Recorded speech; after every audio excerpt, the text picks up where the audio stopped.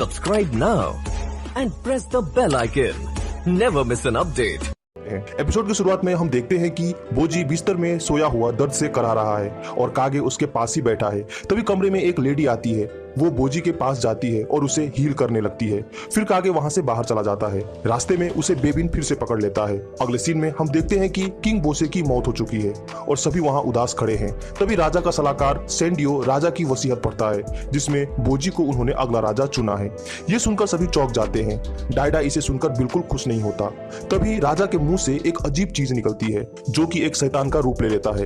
वो शैतान बोजी की तरफ इशारा करता है और उसे देखकर हंसने लगता है। फिर राजा के डेड बॉडी को लेकर गायब हो जाता है। सभी इससे डर जाते हैं। इसके बाद डायडा सीधे उस जादुई आईने के पास जाता है और कहता है कि तुमने जो कहा था वो नहीं हुआ, मेरा भाई राजा चुना गया है। इस पर वो आईना कहती है, आप चिंता ना करें, राजा आप ही होंगे, सभी मेरे प्लान के अनुसार ही चल रहा है।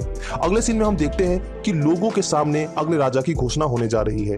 मंत्री लोगों को कहता है कि हमारे राजा ने मरने से पहले जिसे हमारा अगला राजा चुना है वो है प्रिंस डायडा। सभी तालियां बजाते हैं। यह सुनकर बोजी चौंक जाता है।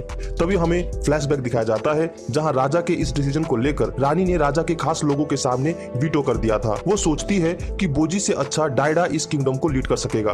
कुछ लोग इस बात से सहमत नहीं होते तो रानी वोटिंग करने का फैसला करती है। 5 लोगों में वोटिंग होती है जिसमें एपिस और सैंडियो को छोड़ बाकी सभी डायडा को वोट कर देते हैं और इस आधार पर डायडा को राजा घोषित कर दिया जाता है। बोजी बहुत दुखी होता है और वहां से निकलकर बाहर चला जाता है। वहां बेबिन ने कागे को बंदी बना रखा है।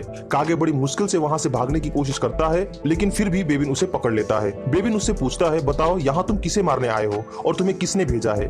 कागे डरते हुए कहता है, मैं यहाँ बस बोजी की हेल्प करने के लिए आया हूँ।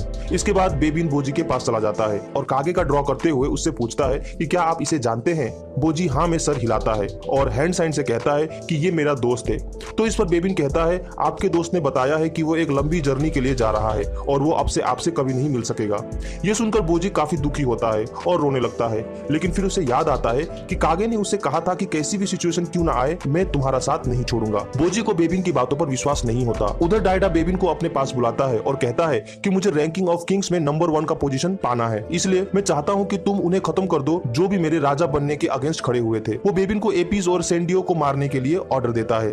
बेबिन सोचता है, मुझे नहीं लगता कि ये सच में डायडा का आइडिया है, जरूर उस आईने ने ही उसे ऐसा करने को कहा होगा। यहाँ बोजी कागे को कई जगह ढूंढ रहा होता है पर कागे उसे कहीं नहीं मिलता। वह फिर एक गुफा में घुसता है जहाँ मिट्सुमाटा नाम का एक 2 मुंहा सांप रहता है। बोजी उसे ड्रॉ करके कागे के बारे में पूछता है। मिट्सुमाटा उसके बारे में जानता है लेकिन वह उसे नहीं बता सकता क्योंकि बेबिन मिट्सुमाटा का मास्टर है। वह बोजी से इतना कहती है कि कागे जहाँ भी है सेफ है और मास्टर बेबिन ने उसके साथ एक डील किया है, उसे एक इंपॉर्टेंट ड्यूटी दी है और वो उस जर्नी के लिए निकल चुका है। इसके बाद हमें दिखाया जाता है कि एपिस कहीं जा रहा होता है कि बेबिन उस पर हमला कर देता है। एपिस समझ जाता है कि यह डायडा का ही ऑर्डर होगा। दोनों में लड़ाई होती है पर आखिर में एपिस बेबिन को मार देता है। इसके बाद एपिस यह कहते हुए चला जाता है कि मेरे लिए राजा तो बस बोजी ही है। यहाँ बेबिन का शरीर मिट्टी में धंस जाता है। हमें पता चलता है कि डायडा ने एपिस और सैंडियो को रिजाइन करवा दिया है और वो बोजी को भी कहीं दूर भेजना चाहता है। यह सुनकर रानी घबरा जाती है। वह बोजी का हल्का सा साइड लेते हुए कहती है कि वह अभी मेंटली बच्चा ही है, मुझे उसे एजुकेट करना है। डायडा को उससे कोई प्रॉब्लम नहीं है और वह मान जाता है। यहाँ बोजी खिड़की के सामने बैठकर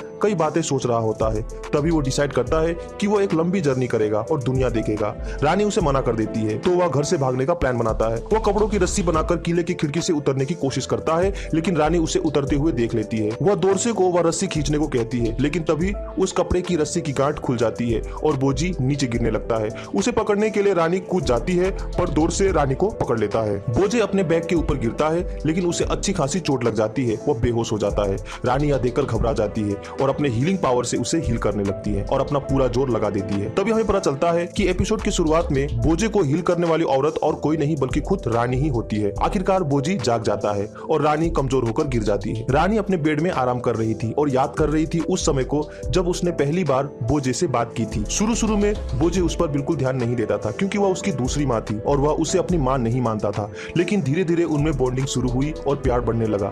इसके बाद डायडा के पैदा होने के बाद बोजी से रानी का ध्यान हटने लगा और धीरे धीरे बोजी के साथ वह बुरा बर्ताव करने लगी। इससे पता चलता है कि रानी उतनी भी बुरी नहीं थी जितना हमें दिखाया गया था। अगले सीन में हम देखते हैं कि रानी उसे घूमने की इजाजत दे देती है लेकिन रानी के अपने घर पर। वह रानी के माँ बाप के साथ कुछ दिन रहकर वापस आ जाएगा और इस जर्नी में उसके साथ डोमास और हाकुरो जो कि एक सिपाही है दोनों साथ में रहेंगे। ये सुनकर बोजी बहुत खुश हो जाता है और रानी को एक किस भी देता है। फिर वे लोग जाने लगते हैं। है। तभी एक जोरदार हवा का झोंका आता है। इससे रानी को बैड फीलिंग्स आने लगती है। वो सोचती है कि शायद वो बोजी को फिर कभी नहीं देख सकेगी। ऊपर खिड़की से डायडा ये सब देख रहा होता है और टेढ़ी मुस्कान देते हुए कमरे के अंदर चला जाता है। और यहीं पर यह एपिसोड समाप्त हो जाता है। अगर अच्छा लगा हो तो इसे लाइक करें और सब्सक्राइब करें।